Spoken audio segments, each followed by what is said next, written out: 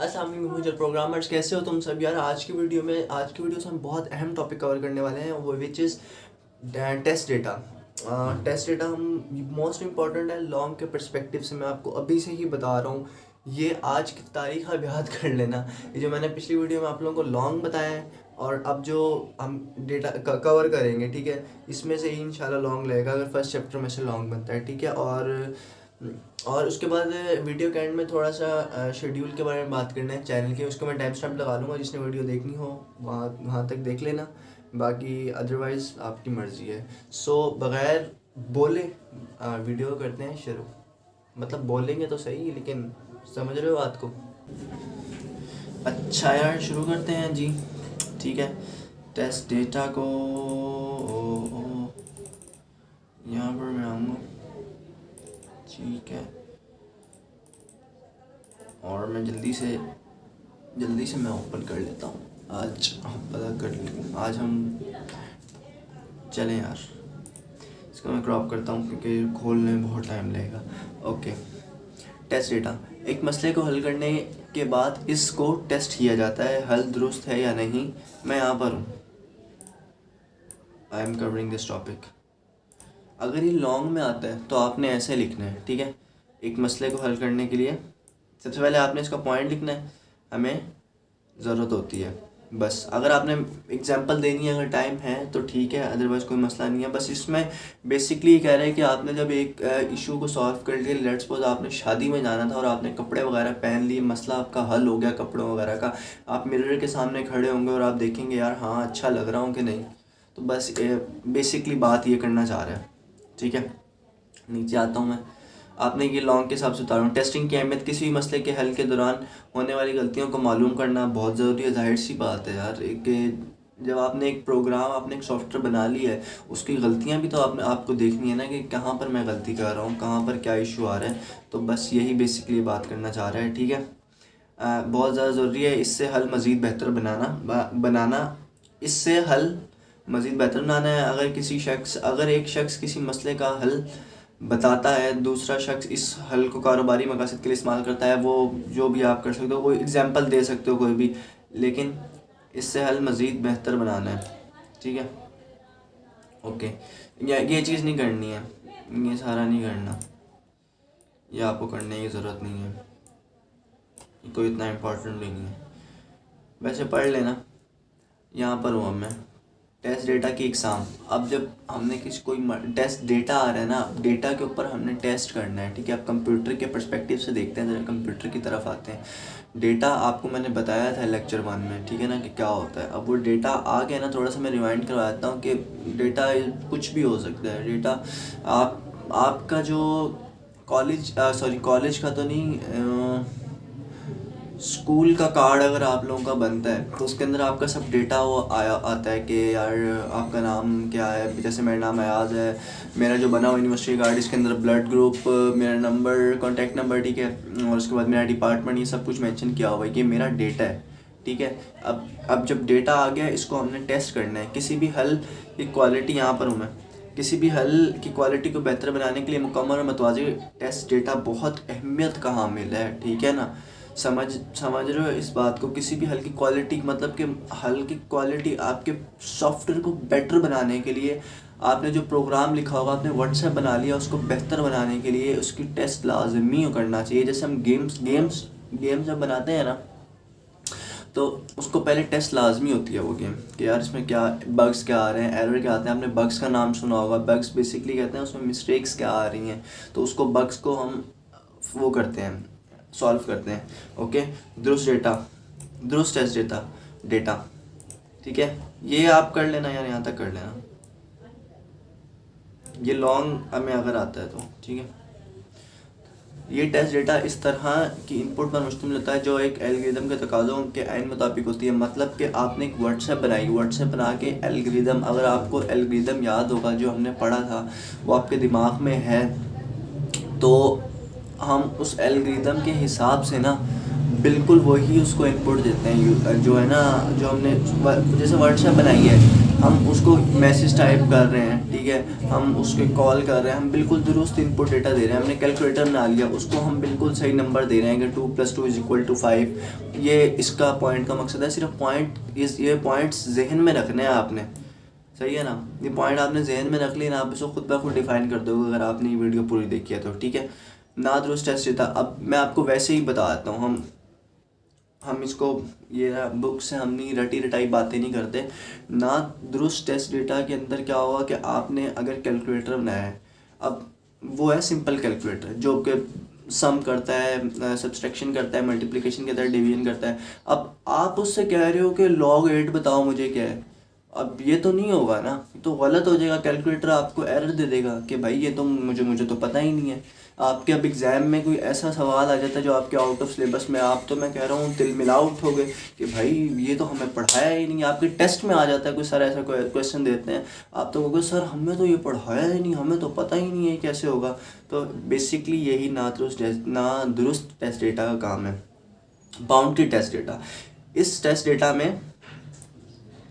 Test data में एक हल को इंतहाई इक़्तिदार के लिए टेस्ट किया जाता है। मिसाल के तौर पर इंटरेस्ट जानने के लिए, मतलब कि या तो हम सबसे कम इनपुट दे देंगे, ठीक है, कैलकुलेटर में 1+1 कर देंगे, या हम सबसे ज़्यादा दे देंगे। लेट्स सपोज हमारे पास मैक्सिमम नंबर है 1000+1000 कर देंगे। तो बेसिकली ये है बाउंड्री डेटा का गलत नमूना। ये बहुत दानिशमंदाना अमल है, मतलब कि बहुत ही अक्लमंद वाला अमल है। इस बेसिकली कहना चाह रहा है अगर कि एक एल्गोरिदम को गलत नमूने के लिए, मतलब कि आप, ये बहुत अहम है कि अगर आपने जो प्रोग्राम बनाया है, आपने जो एल्गोरिदम बनाया है, उसको आप गलत नमूना देते हो। मिसाल के तौर पर जहाँ नंबर इनपुट की ज़रूरत थी वहाँ पर, हाँ, अब सिंपल कैलकुलेटर आपने बना लिया, अब आप वहाँ पर 2+2 के बजाय A+B लिख देते हो। उसको क्या पता कैलकुलेटर को कि भाई क्या मतलब इसका मकसद क्या है। तो बेसिकली इसका भी पर्पस यही है, ठीक है। अदम दस्तयाब डेटा, ये भी एक ज़रूरी अमल है कि एल्गोरिदम को इसकी ज़रूरत से कम इनपुट देकर टेस्ट किया जाए। मिसाल के तौर पर अगर एक एल्गोरिदम सारिफ से इसका ड्राइविंग लाइसेंस मांगता है और सारिफ ये डेटा इनपुट करने के काबिल नहीं होता, ये जानना भी ज़रूरी है ताकि देखा जा सके एल्गोरिदम ऐसी सूरत हाल में क्या रवैया इख्तियार करता है। गुड एग्जांपल, मतलब कि आप जो है ना, अब आप एक फॉर्म फिल करते हो, ठीक है। फॉर्म कुछ भी हो सकता है, आप जॉब के लिए अप्लाई करते हो, वो आपसे CNIC नंबर मांगते हैं आप लोगों का, ठीक है। या आप स्कॉलरशिप के लिए किसी अप्लाई करते हो, या स्कूल के एडमिशन के लिए आप लोग आते हो, वो आपसे वो मांगते हैं, CNIC नंबर मांगते हैं। एक लेट्स सपोज आप जैसे वेबसाइट है ना, उसके ऊपर इनपुट कर रहे हो, अगर आप अपना CNIC नंबर इनपुट नहीं करोगे ना, तो उस सूरत में क्या होगा, वो हमें एक एरर का मैसेज शो करेगा कि भाई प्लीज़ इंटर योर CNIC। अगर हम नहीं इंटर करेंगे तो वो जाहिर सी बात है हम तो फिर अप्लाई नहीं कर सकेंगे ना। तो बेसिकली अदम दस्तयाब डेटा का मतलब यही है कि आप जो है ना वो ज़रूरत से कम इनपुट दे दें, मतलब CNIC आपका नंबर ना अवेल करें, आप कुछ और दे दें। तो ये लॉन्ग के पर्सपेक्टिव से, क्योंकि यार बोर्ड में ना कम टाइम होता है, तो मुझे लग रहा है मसले को हल करने के तरीके ये ज़रा सा हो सकता है कि ना आए, लेकिन इन तीनों में से एक लाजमी आ जाना है। अच्छा, वेरिफिकेशन एंड वैलिडेशन, ये शॉर्ट में आ सकता है, मैं बता रहा हूँ आपको। वेरिफिकेशन से मुराद इस बात की तस्दीक करना है कि हल इसी मरले, यहाँ पर हूँ मैं, ठीक है, इसी मसले के लिए है जिसको हल किया जाता है। मिसाल के तौर पर आप एक रकम पर कंपाउंड इंटरेस्ट जानना चाहते हैं, तो ये सादा इंटरेस्ट ना हो बल्कि कंपाउंड इंटरेस्ट हो, ठीक है। वेरिफिकेशन से मुराद इस बात की तस्दीक करना है हल इसी मसले के लिए है जिसको कि हल की ज़रूरत थी, मतलब कि आपका जो इशू है ये आपने उसी हिसाब से दिया है या कुछ और आपने इनपुट कर दिया, या आप जस्ट यहाँ तक कर लेना वेरिफिकेशन। अगर आप अपनी तरफ से कोई भी मिसाल दे सकते हो यार, ठीक है। वैलिडेशन कहते हैं चीज़ की वैलिडेशन मियाद को, जैसे होती है हमारे यहाँ पर एक्सपायरी डेट होती है, वो पर कहते हैं। वैलिडेशन इस बात की तस्दीक करता है कि आया हल दुरुस्त भी है कि नहीं, मतलब कि आप सोल्यूशन जो आपने निकाला है at the end of the day 2+2 का 4, वो वाकई ही 2+2 4 होते भी हैं कि नहीं। अगर नहीं होते तो फिर कोई फ़ायदा नहीं आपने जो एल्गोरिदम बनाया है, ठीक है। ये आप यहाँ तक कर लेना। ये इन्होंने एक मिसाल अपनी तरफ से कुछ भी आप दे सकते हो, ठीक है। और बाकी ये जो चीज़ें नहीं करनी है। ये हमारा चैप्टर मुकम्मल हो गया। इकलात के लिए ये भी नहीं करना है, ठीक है। और ट्रेस टेबल भी नहीं करना है, ये भी कोई इतना ज़्यादा इम्पोर्टेंट नहीं है, क्योंकि ये नादुरुस्त डेटा इस्तेमाल करते हुए टेस्टिंग, ये इस किस्म की टेस्टिंग का मकसद ये होता है कि इस बात को यकीनी बना ये लॉन्ग या शॉर्ट के हिसाब से भी ये, लेकिन लॉन्ग के हिसाब से ही आ सकता है।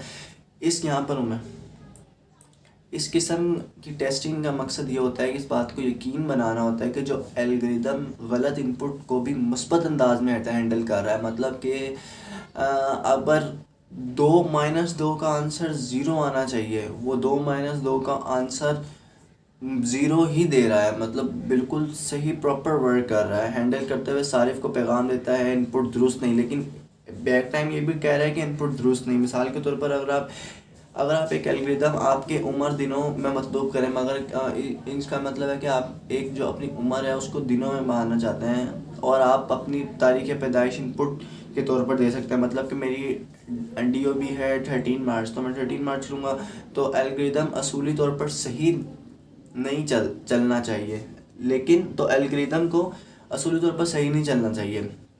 आप उम्र को दिनों में मतलूब करना चाह रहे हैं, और आप क्या इनपुट कर रहे हैं, अपनी तारीख़ पैदाइश इनपुट कर रहे हैं 13 मार्च, ठीक है। आप यहाँ पर आपको वो करना चाहिए ना, अपनी उम्र बतानी चाहिए 19 साल। इस किस्म की टेस्टिंग का मकसद इस तरह के मामलात को सुराख लगाना होता है कि मज़ीद ये टेस्टिंग आपके एल्गोरिदम की क्वालिटी बढ़ाने में मददगार साबित हो सकती है या नहीं। मतलब कि टेस्ट करना है यार कि आपकी एल्गोरिदम जो है वो मज़ीद आपकी क्वालिटी बढ़ा सकती है, आपके प्रोग्राम को अच्छा कर सकती है, वैलिड कर सकती है कि नहीं। इसका मतलब ये है, ठीक है। और ये मुकम्मल हो गया हमारा चैप्टर, ठीक है। ओके, किसी अलकोना से एल्गोरिदम को प्लान, ये जो नोट्स का लिंक दोबारा मैं आपको कह रहा हूँ डिस्क्रिप्शन में दिया हुआ है, तो वहाँ से आप डाउनलोड कर लेना। उसके अंदर जो क्वेश्चन आंसर होंगे उसको भी एक टैली कर लेना, ठीक है। और मेरे पास नहीं पड़े हुए नोट्स, इसके अंदर नहीं है, नहीं है मेरे पास। मैं एक सेकंड देख लेता हूँ, मुश्किल है वैसे मेरे पास। हाँ, compressed 10th class PNB computer Surat Yasin नहीं है। म्यूज़िक में PDF नहीं है मेरे पास नोट्स। मैं वही डिस्क्रिप्शन मेरे पास मोबाइल में है एक्चुअली, इस वजह से। और चैनल के शेड्यूल के बारे में थोड़ी सी बात करनी थी कि यार, क्योंकि अभी मेरे मिड स्टार्ट होने वाले हैं, इस वजह से मैं ऐसा करूँगा कि एक दिन छोड़ के एक दिन वीडियो, एक दफ़ा मैं इकट्ठी वीडियो दूसरे सेकंड चैप्टर की ना एक बार ही अपलोड वीडियो ना बना लूँगा, ठीक है। और शेड्यूल कर डाल दूँगा कि 2 दिन बाद ये वीडियो प्रीमियर होगी। उस हिसाब से इंशाल्लाह एक दिन छोड़ के एक दिन मैं वीडियो आती रहेंगी, वीडियो की टेंशन नहीं लेनी है, ठीक है आपने। और बस दुआओं में भाई को याद रखें। वीडियो आपको ये हेल्पफुल लगी है तो यार मैं लाइक और कमेंट की भी मांगना है, ठीक है। तो I think it's pretty much enough future programmers, and इंशाल्लाह वी विल मेट अगेन। और जावा के लिए तैयार रहो, माइक एक दफ़ा आ जाए, मिड्स ख़त्म हो जाए, फिर ऐसे जावा कोर्स आएगा ना कि आप लोग हैरान रह जाओगे कि हैं ये क्या कर रहे हैं। ओके यार, अल्लाह हाफिज़।